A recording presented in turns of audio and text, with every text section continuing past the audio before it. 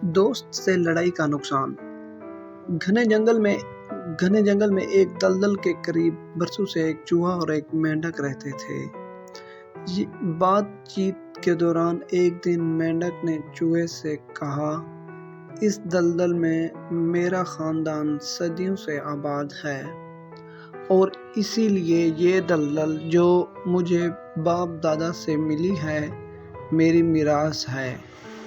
چوہا اس بات پر چڑ گیا۔ اس نے کہا، میرا خاندان بھی یہاں سینکڑوں سال سے آباد ہے اور مجھے بھی یہ جگہ اپنے باپ دادا سے ملی ہے اور یہ میری میراث ہے۔ یہ سن کر مینڈک غصے میں آ گیا اور تو میں شروع ہو گئی۔ بات اتنی بڑھی کہ ان کی دوستی میں فرق آ گیا اور دونوں نے ایک دوسرے سے بولنا چھوڑ دیا۔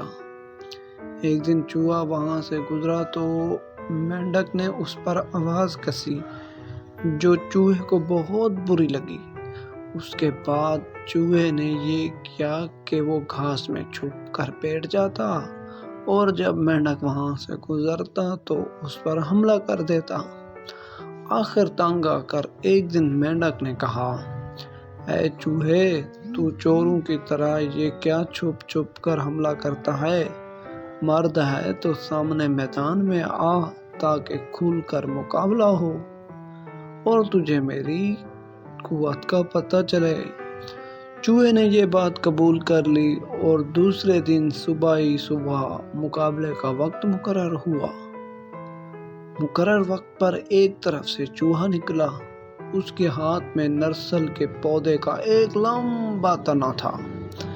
دوسری طرف سے مینڈک آگے بڑھا۔ اس کے ہاتھ میں بھی ایک تنکا تھا۔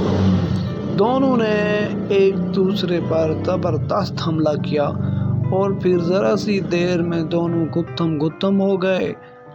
ابھی یہ لڑائی جاری ہی تھی کہ دور ہوا میں اڑتی ہوئی ایک چیل نے دیکھا کہ ایک چوہا اور ایک مینڈک آپس میں گتھم گتھا ہو رہے ہیں۔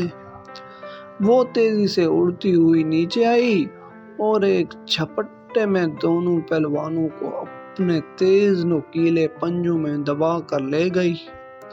اب وہاں چوہا ہے نہ مینڈک، دلدل اب بھی موجود ہے۔ تو پیارے بچوں، کبھی بھی چیزوں کے لیے لڑا نہیں کرتے، چیزیں رہ جاتی ہیں، لڑائیاں چلی جاتی ہیں آگے تک۔ اپنا خیال رکھنا۔